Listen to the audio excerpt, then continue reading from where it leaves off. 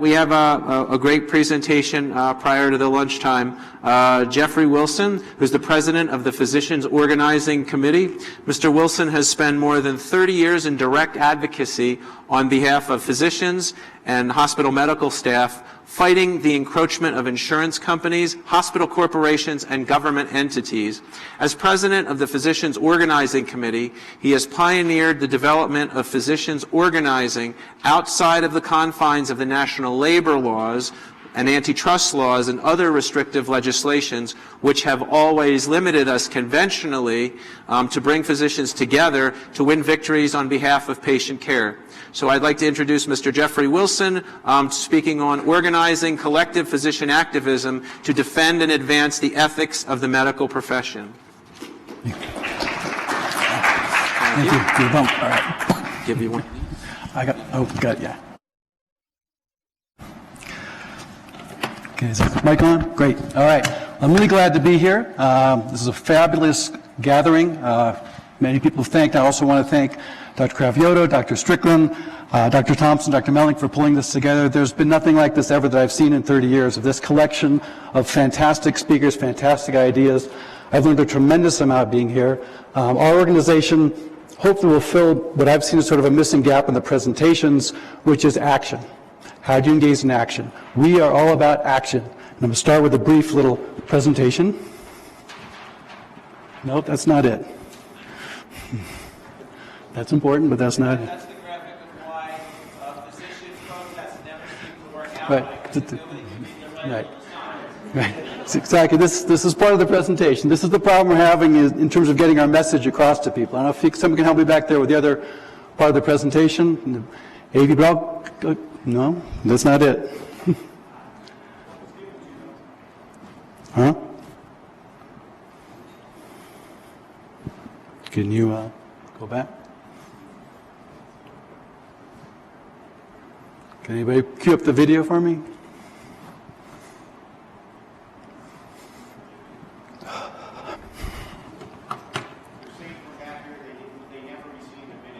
I downloaded it onto the computer, the IT guy. I've got another, it's called physiciansunite.mov. I've got another copy on my flash drive if you need another copy.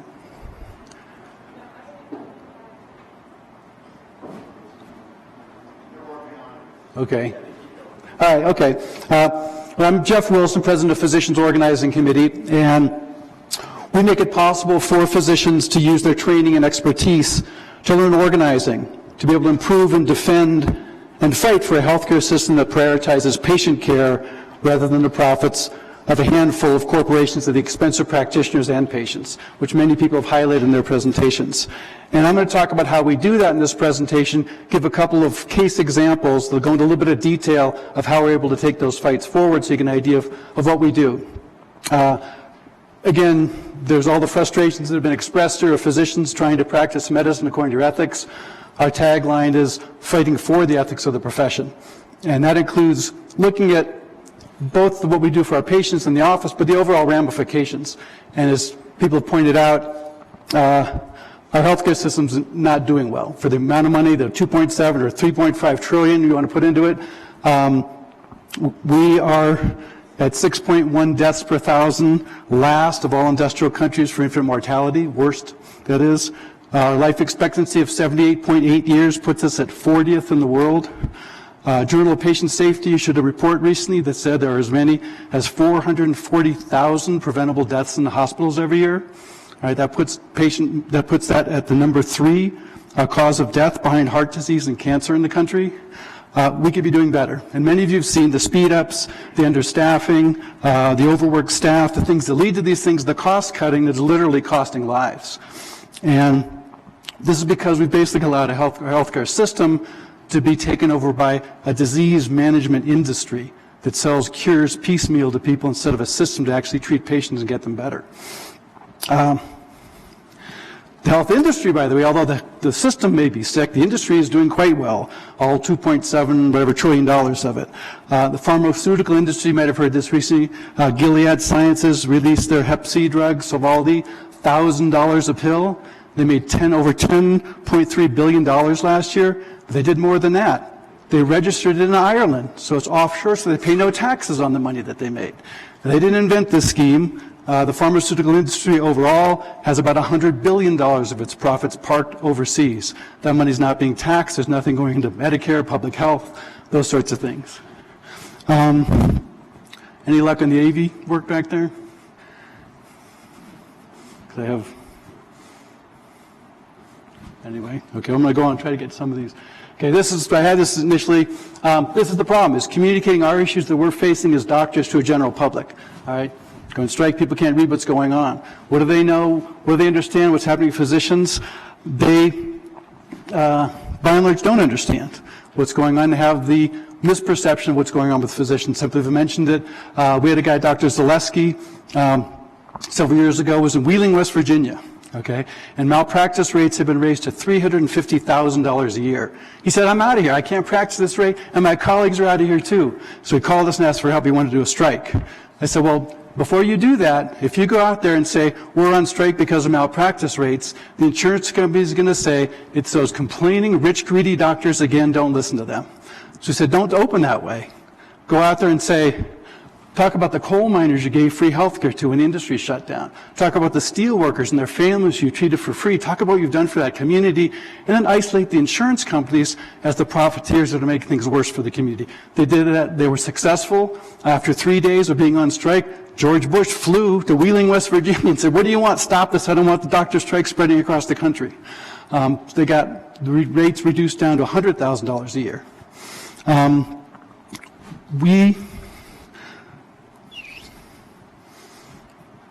We started back in 1982. There was a doctor strike in General Hospital in San Francisco. And what was going on there was there were various tax cuts. They were cutting staff back in the hospital by attrition. And so what happened was there were no orderlies, for example, to take the patients from the gurneys from the ER up to the wards. And you've got car crashes, you've got gunshot wounds, all those kinds of things, being stabilized, put on a gurney, get them up to the floor. One patient died waiting to be taken up to the floor. And they were getting no response from the mayor, who was Dianne Feinstein at the time, the director of public health, Mervyn Silverman. This is when the AIDS crisis was admitted as it actually was a communicable disease in the crisis. So they were totally focused on that. The doctors, they said, if you think this is okay to practice healthcare like this, you can do it. And so they did a strike. But it was all about patient care. They wanted translators 24 hours a day. San Francisco is a very international city. If you can't talk to your patient, you must be a veterinarian. You got to get something across. There were no blood draws were cut back to once a day, things like that. So it was all patient care demands. So all the staff in the hospital joined the physician. So day one, there's 100 people on the picket line. Day two, there's 200 people on the picket line. Day three, there's 300 people on the picket line.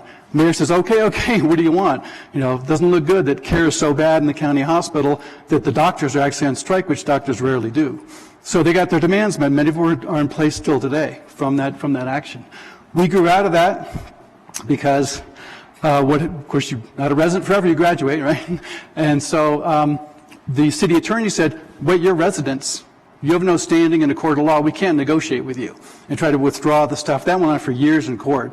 Our members that started POC graduated and went on to see, oh my God, it's not just the county hospital, it's a mess. Here come the HMOs and the PPOs and all these kind of things coming out there. And they're all over the place. And everyone's got their own different drug formulary. And it looks like a Michelin guide, right? It's got, instead of 4 or 5 stars, it's got $3, $4, $5 signs. And you prescribe antibiotic A with $1 sign, well, that causes vomiting and diarrhea and doesn't do good for your patient. But that's the cheapest. You start prescribing the one with $3 or $4 signs, that's the most appropriate, and they start dinging you. You become an outlier. They can deselect you from the plan because you've got at-will employment. They can terminate you without cause and without appeal rights at any time. We started fighting those issues. Then we grew, and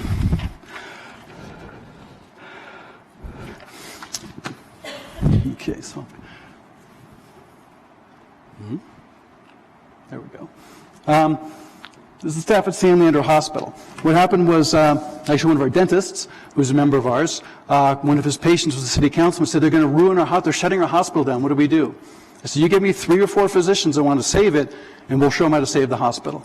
And so he put us in touch with Dr. Miles Adler, Vin Sawhney, and a couple others.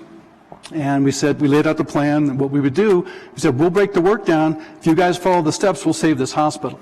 So this was us presenting to the staff what our plan was, telling them how we'd approach it. And basically, like I said, broke the work down and said, here's what people need to do. And we have meetings every 2 weeks, strategy meetings where people bring new ideas about how to approach these problems. So we looked at that hospital. The situation was that hospital was owned by a corporation called Sutter Health. They have 25 hospitals in Northern California, hugely profitable, although they're a nonprofit hospital. Another one of those sinkholes of money. They call themselves nonprofit. In California, there's $1.8 billion more in tax benefits given to hospitals than are returned in terms of community benefit. Huge, huge scandal. This was a hospital that Sutter came in. They claimed they would keep it open for 20 years. They agreed to a 20-year contract. Then, 2 years later, they used all their money to pass a local ballot initiative to say, if the hospital loses money for 2 years, we can close it down. Well, how hard is it for them to close a hospital down? You know, 2 hospitals in the area, they start transferring all the insured patients to one hospital. They start billing for neurosurgical equipment on St. Luke's budget. They have no neurosurgery there. They're just 2 years, sure enough, it's losing money. They moved to shut it down. So we had to get involved in fighting this. So we looked at all the things happening. We had to get the doctors already tried to get the county on their side, and when they brought their proposal to the county Board of Supervisors wadded it up, a member of the Board of Supervisors threw it in the trash and said, this is the biggest bunch of crap I've ever heard of. So, okay, that was our starting point.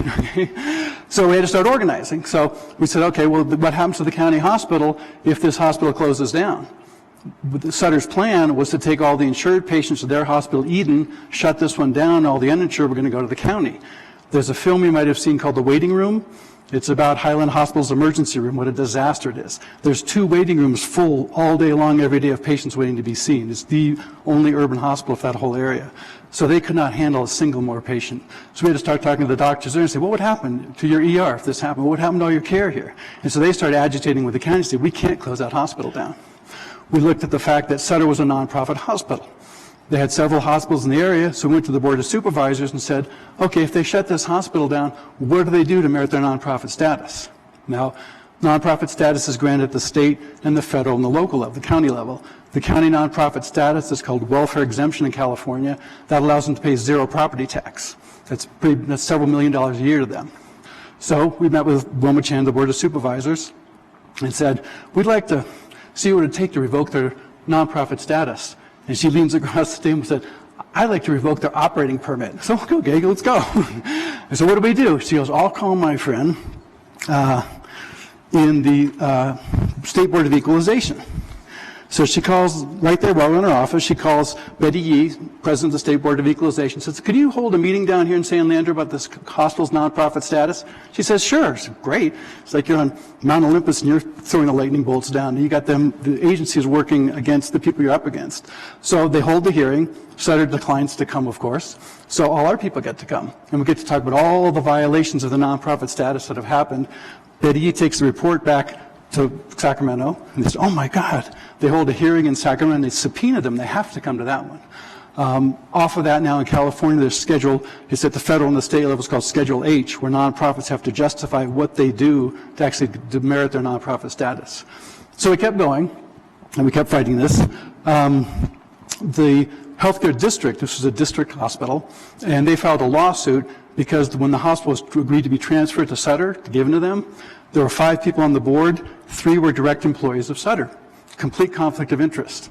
In the lawsuit, the state attorney general filed an amicus curiae brief saying this is a violation of conflict of interest. We write the laws. This is a violation. Don't ever think the courts are objective triers of fact.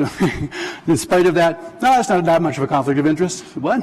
But the lawsuit bought us time. They bought us 3 years. And in that time, we were able to organize the entire community. We were able to organize community rallies. We were able to do white coat rallies. The doctors were out in force. We said, you got to come to this place. We got the state senator, Ellen Corbett, is up in there. She's the number 2 person in the state. And we got the patients on board. And we got the other health work organizations on board. We got the California nurses on board, who are a great ally. And in this particular hospital, they had the contract. If we saved the hospital and it got transferred to the county, they would have lost the contract because the county contracts with their rival, the Service Employees International Union. So in spite of that, they were out there fighting tooth and nail to keep that hospital open. Doctors, the same thing. They could have worked somewhere else. But this hospital sees 26,000 people in the ER every year. It was a public health matter, so they were willing to stand up and fight for it. Dr. Adler, not in that picture. But then what Sutter did, both hospitals are under the same license. They split the license, and they got a separate license for Eden. They said, okay, now you guys got to relicense this hospital, not even knowing if it's going to be there, not knowing if it's going to be shut down, not knowing anything. People are already starting to abandon ship and leave. And Dr. Adler took his time to recertify the hospital. Not paid, had to get a staff together, had to get JACO certification, did all that work because he wanted that hospital to stay there so much, not even knowing if it would work, but he knew he had to fight for it. So he did that work, and the hospital eventually, we kept going, okay, as we had time with the lawsuit, we got the Federal Trade Commission involved. Now the Federal Trade Commission, they can come to an area and say, you've got 6 of 9 hospitals in this area, that's a monopoly, you have to sell 2 of them, or we're going to seize them and sell them for you and give you the proceeds. So they got a call from the Federal Trade Commission. That got them nervous. Okay, we kept going. This was a district hospital. We got the healthcare district to move for an eminent domain action. Okay, and they were going to seize the hospital on behalf of the people because it was the only one around and needed to be there. So they got an eminent domain action. They did not want to see that as a precedent in their other hospitals. They had the Federal Trade Commission coming after them, and they're not potentially losing their nonprofit status, which also would spread to the other counties. So they're like, we're not doing nothing. It's got to give, at least all have consequences. They have to do something. And so if all of a sudden they say, out of the goodness of our heart, we have decided to donate the hospital plus a $22 million operating fund to the county of Alameda. We didn't care their reasons. We saved the hospital. The care is still there. They were claiming it was losing $2 million a month. We got them out of the picture. And the county of Alameda, not the most notoriously efficient organization, after they're running it for 6 months, it's breaking even. So it was a scam, the losing money thing. Again, they use that fear factor. So,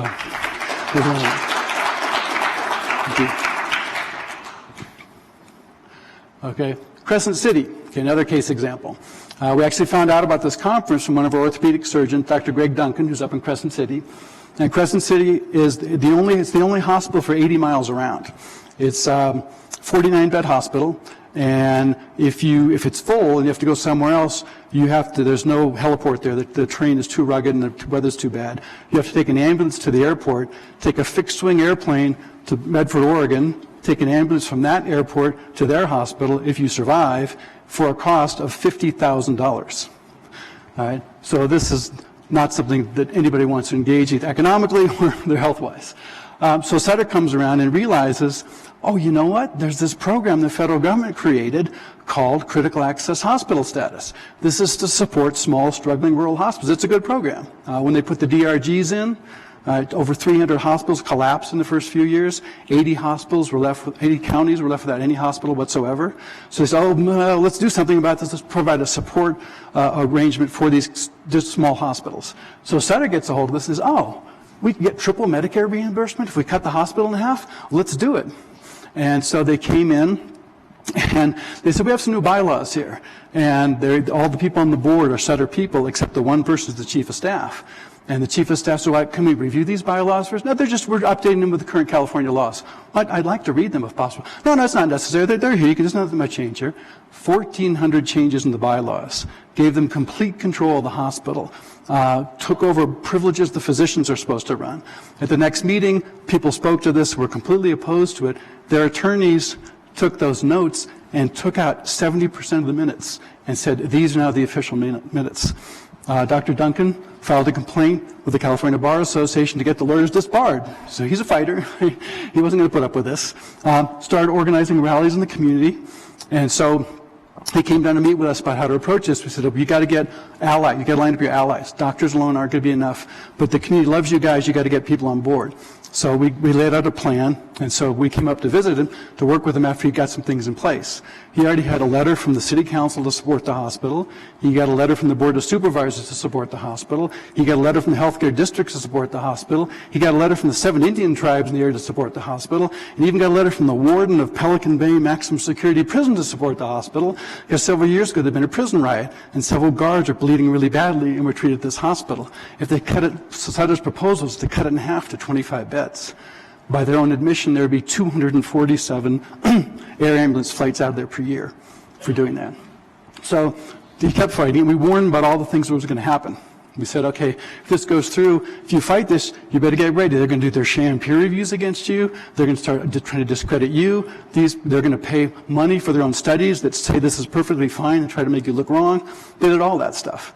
But he was ready for it. And he organized all his colleagues. We did a presentation at the medical staff and said, oh, they wouldn't do that. And they did all the things we warned them about. Because we knew these guys and we knew what happens. And so we kept proceeding there. And this is a town hall meeting. What Dr. Duncan was able to do, I said, again, this is, several people have mentioned, healthcare is not a partisan issue. Okay, and this is Dr. Duncan speaking at it's Del Norte County, but they're up in Northern California. They call it Del Norte County up there. It's a Spanish word, Norte, but hey.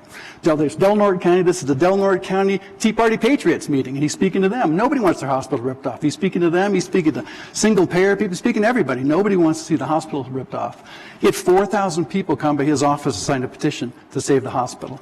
So they're trying to say it's just a few disgruntled doctors. No, it's the whole community. So they were able to present themselves as the unified physician voice with the entire community and all the rest of the medical staff. So we've continued to go after this. They had fired their chief financial officer, and probably because he wouldn't go along with the program. We knew him when his name was Jim Strong. He was in San Francisco, and he was doing their dirty work in San Francisco, which he didn't like at all. They closed their 32-bed psych unit down, and he was the one having to say why it'd be an okay thing to do. So we knew him, and he was up there, and he quit. This is funny. So they have no chief financial officer. That's a violation of California law. A hospital has to have a chief financial officer. So they're operating without one, telling everybody they're losing money. We're losing money. We've got to do critical access. The fear factor again. The hospitals are going to shut down. Oh my God, there's nothing we can do. We have to cut it in half. It's the only program. Lies, complete lies. Once we forced them, when they filed their Medicare application, the yearly reapplication, the chief of staff has to sign it. That was Dr. Duncan. They didn't send it to him to sign. And so, Dr. Duncan, we forgot something. Could you pretty please sign this for me? He's not going to mess with it. Okay, fine. They give him a blank sheet of paper. He said, I'm not signing a blank sheet of paper. Show me what the application says. And they put the application down, and he says, this is a lie. They said they have a chief financial. This guy's never been to the city, doesn't perform any of the duties of the chief financial officer. So he signs it with a note of protest on it saying, I have to advise you that there's fraudulent information on this form. And he put in there, so CMS was there in 3 days. Saying, what's going on here? So I started starting to get a little bit nervous now. We also, again, contacted people we know at the Federal Trade Commission. They've got a monopoly there. It's the only hospital around. They're abusing their monopoly position.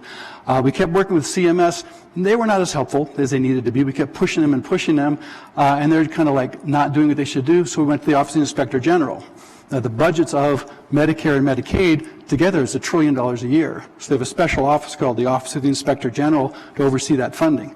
Not that they do a great job. There's about $80 billion in Medicare fraud a year, but they oversee the CMS people. And we said, look, this is fraud. This is a fraudulent application for critical access. If you guys sign on to this, you're part of it. And so the OIG let them know that, and then they got a little nervous on that end. So it kind of came to a head. Oh, not that one. Anyway, so there was if you see the newsletter we've passed around, the front cover of the news, there's a picture of Mitch Hanna. That's the third CEO they've had there. We know you're winning when their CEOs have to suddenly retire to spend more time with their family. Okay, we got that one. And they had this one guy, Eugene Suxey, who's this big, kind of burly guy, very abusive. People didn't like him. They got rid of him. They replaced him with Linda Horn. She's a very nice, polite little woman, and she's saying exact vituperative stuff that he's saying. And she couldn't get the job done. She had to leave. The chief of staff who replaced Dr. Duncan tried to run some things through there against the hospital bylaws. He shut her down. She held no meetings the rest of the entire year for the medical staff because she was supposed to do Sutter's bidding. So she quits, and now we got this guy Mitch Hanna who's on the cover. And the most recent issue was on the other. But anyway, he's at a meeting, and they're up there saying, trying to claim the hospital's losing money. So Dr. Duncan's got all the data and facts and saying, I know you said you're losing money, and your last CEO wrote this in a report that your last profitable in 2008. You won't be profitable again until 2018. But according to the chief financial officer who you've got that we mandated you have here, you made $5 million profit, nonprofit hospital, mind you, in 2009, $5 million in 2010. And Mr. Hanna, if I'm not mistaken, you're planning on making, yes, $5 million again this year? Because, well, I'm not here to debate ancient history, Dr. Duncan, and a lawyer in the front row says, the hospital's finances for the last 5 years are not ancient history, Mr. Hanna. And so he was just exposed that it's a scam. And so he was cornered on all sides. He's not been able to move forward. They're getting all this heat from all these regulatory agencies. And just 2 weeks ago, they announced they're now backing off of their critical access plan. So there's another executive there. Okay. This is actually Javier Barrios. He's he's an ENT surgeon. As you remember, from Texas originally, actually, good fighting physician, and his name is Javier Barrios. So his signature is XO Barrios. So he's signing his claims XO Barrios, and they returned them all back to him saying, the doctor didn't sign these. What do you mean? There's just an X on them. He goes, that's my signature. But that's, Anyways, we need help. We need organizers. We need people. We teach how to do this. We teach how to do the organizing, how to make an analysis of what's going on. And within these last examples, because it's complicated, and it's nothing any one of you could be expected to do because you're busy being physicians caring for patients. But when you combine the efforts together, maybe it's, okay, Dr. Sarni, 5 minutes, come with us for the meeting with Wilma Chan, tell her what's going on at the hospital. Could you have 15 minutes? And we break the work down and make it possible to have the most impact possible, where your voice will make a difference in the areas where we can talk to decision makers and make things happen. So that's how we were now. Any luck on getting the video going back there? No. If I give you another copy, can you run it? Okay. Maybe Brian can help this. Okay, we'll move on here. Okay, now the 4 physicians I mentioned got the ball rolling. I heard about this. I get mentioned from Dr. Duncan. This is great because this is I've learned a lot here, as I mentioned. The chance to get the ball rolling in terms of action. He started with the Doctor's Declaration of Independence when he says, "I've got 35,000 members. If I want to move 1 centimeter to the left or the right, it takes me a year. You guys can just do stuff." Because we break the work down in committees, so everybody doesn't have to agree on anything. The saying, you got 3 doctors in one room, you've got 6 opinions, right? So we have committees. People don't have to agree on everything. If someone thinks single payer is the answer, fine, be part of the single payer committee. If you think that's an abomination and a horrible answer, don't be part of the committee. Don't leave the organization, like someone was mentioning, because you disagree with a particular point. We want to have all kinds of ideas going because the system is not working, and we want everybody who's got a practical idea who wants to move forward to be able to get back in to make that happen. So that structure allows us to work with numbers of different themes at the same time. I mentioned where you started in San Francisco and California back in '82. We have about 700 members across the country, and primarily people who fought fights. We have people that fought TennCare in Tennessee. We have people that, I mentioned Dr. Zaleski in Wheeling, West Virginia. We have people in Oregon who fought the Oregon Health Plan, the healthcare rationing plan they have up there. A number of different things. But the framework is, the other thing is we're voluntary top to bottom. We're an organization based on people who are passionate about fighting for patient care. And that's the only people come for that reason. Like I said, it's not a partisan issue. You're in for the fight, join us. We need your help. So I know several people have signed up already, your members. I hope the rest of you are interested in doing that before you have a chance to leave, because this is an insurance policy for physicians. You can call us and get action on any number of things that happen to you in your practice. Last thing. Okay. So I have a little video that I was going to start with.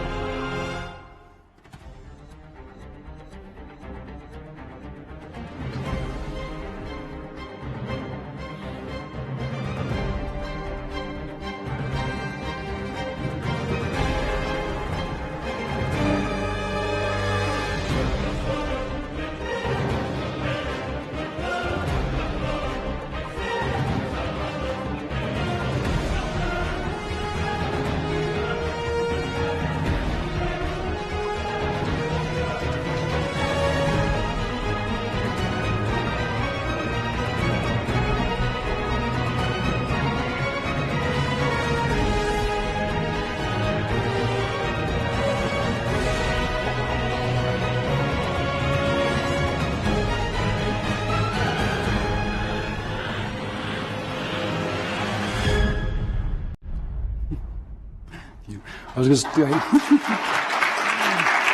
Thank you. I mean, it gives a little more of the flavor of the action involved, but that's what's needed is action. And we don't always win. We win about 2/3 of our cases. But if we do nothing, we know what's going to happen. We know what has happened to the profession. So that we believe very much this is a time of action. Get out there. Don't be afraid to lose. You have to be willing to go forward and fight. And some of these things take 3 years. Some are quicker.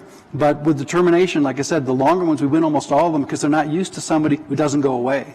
And every day it's another agency calling them or another petition being signed or another negative PR story about them because we have dozens and dozens of volunteers. We have lots of pre-medical students, medical students, people who hope to have a future in healthcare, people who have had relatives who've been abused by the healthcare system. If you have 440,000 preventable deaths a year, that's at least 440,000 really angry relatives out there. That's a source to tap into. There's the frustration of the physicians, but the patients, they're the ones who they and their family and their loved ones are on the losing end of bad care because of these restrictive regulations, not making it impossible for us to do what we should be able to do. We have the greatest infrastructure in the world, the most trained physicians in the world. Why are our outcomes the worst? All right. We have to fix that, and through organizing, we can. All right, so I'd like to pleasure to take any questions there. Thank you.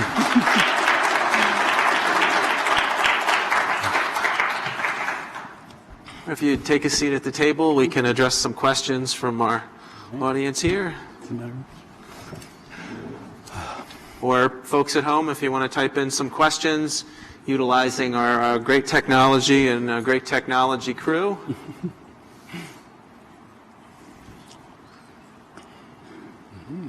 Hi there. Great presentation, by the way. Go ahead, Dr. Lisa Chu. Please share.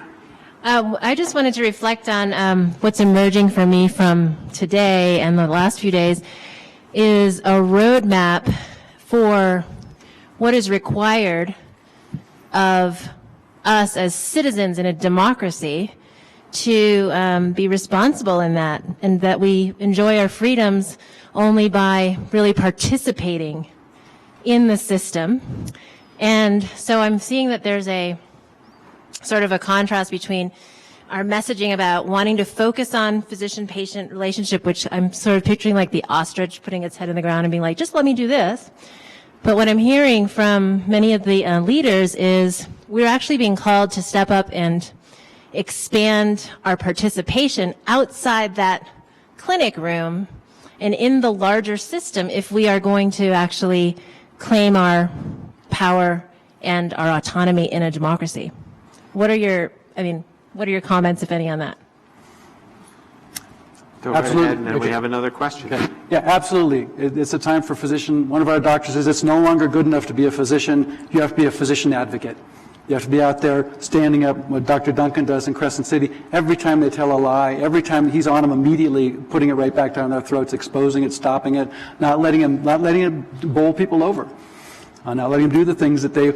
And once they get the momentum, if they sense weakness, they're going to just keep moving, as several other speakers have said. And they need to see that there's resistance and opposition and fighting forward for a positive program at the same time. We have a question from our audience from the internet. Have you organized any physicians on maintenance of certification and the threat of maintenance of licensure, which is on all of our plates, because it would impair our ability to practice, and not only that, potentially to be employable, to participate with different programs, and even practice in the country? Big issue for us. Huge issue. Have you had experience with that yet? We've had experience only at the state level where we have the state. Was it Ohio in 2012? No, California. Okay. With the state medical board, and what they'll do is anybody can file a complaint against you, and they get you in front of the medical board. One of the attorneys from the medical board tells us about this, how they run this down. Total sham proceedings. They want to get convictions. These are young attorneys who want a record of getting convictions, and we have one of our physicians who's really, not really loud, but very forceful in this presentation. And he's not someone who's not heard. And they're running the stuff that is completely untrue. And every time he speaks in the transcript, it says unaudible. As you can see, a lot of things about this doctor, but inaudible is not one of the characteristics. So we've seen a lot of people run and having license problems on that level. So we've dealt with a lot of individual cases. Well, what do you think that you could, as far as organizing doctors against maintenance of certification, maintenance of licensure? In fact, there's a lawsuit pending against ABMS now, the American Board of Medical Specialists, by AAPS, which is the Association of American Physicians and Surgeons group. Andy Schlafly is the lead attorney on that. Dr. Jane Orient is the executive director.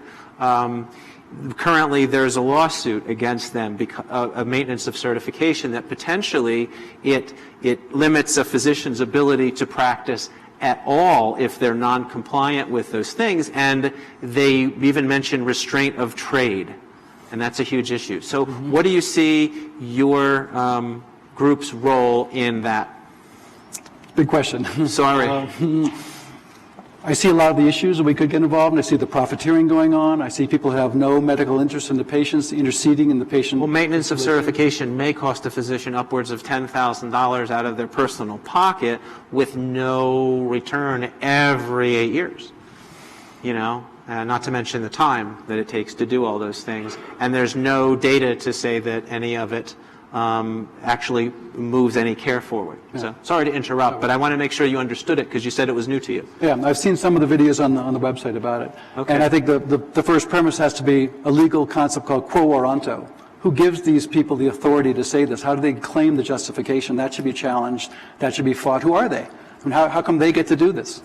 And again, on the other hand, there does obviously need to be certification of physicians, and where are the medical societies in maintaining it? Where is the profession? Who can judge engineers that build bridges? It's got to be people that are fellow engineers that can critique what they do and don't do. Physicians have to be certifying physicians from the professional perspective, not from the perspective of making money and creating things that have nothing to do with medicine. So how do they get the right? What justifies the right to do this? Right. That's a very, very good answer. Thank you. In the last minute or two that we have, can you talk about contact information? Right. Actually, we have another question from the floor. Okay. Hi, Twyla Bray, Citizens Council for Health Freedom. I just wanted to say that I doubt your statistics about your presentation was great, but the idea about us having the worst outcomes and more than 400,000 preventable deaths. And I'm even thinking about how I think it was the WHO, right? Who said that there were 44,000 to, was it 99,000 deaths? But then as a way to say how healthcare in the United States is a problem. But if you looked into the report, you would find out that actually, it's a matter of how do they value things. So, I'd like you to just talk about those statistics. Yeah, the original report was from the Institute of Medicine. They did a study, and their figure was 98,000. And then they did a study later, so they excluded a lot of deaths that happened afterwards that were a result of bad care in the hospital. And actually, one of the lead research, this was in the Journal of Patient Safety, this came out.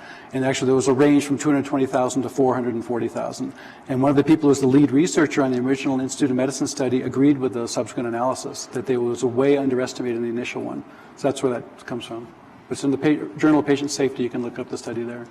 But I just have to say that I think those statistics are suspect, and I think that those organizations are political entities pushing their own agenda.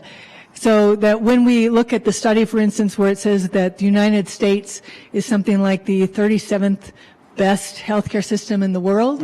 When you actually look at that report, what you see in there is that the United States is number one in patient-centeredness, number one in timeliness of care.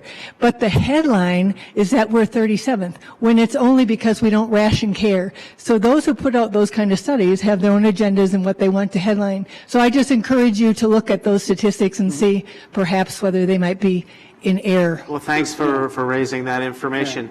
We actually have to finish now. However, I would encourage people to approach you either in the back of the room or in another room, and if you'd make yourself available. That way, the remaining questions that I'm sure are all relevant and important could be asked and potentially answered.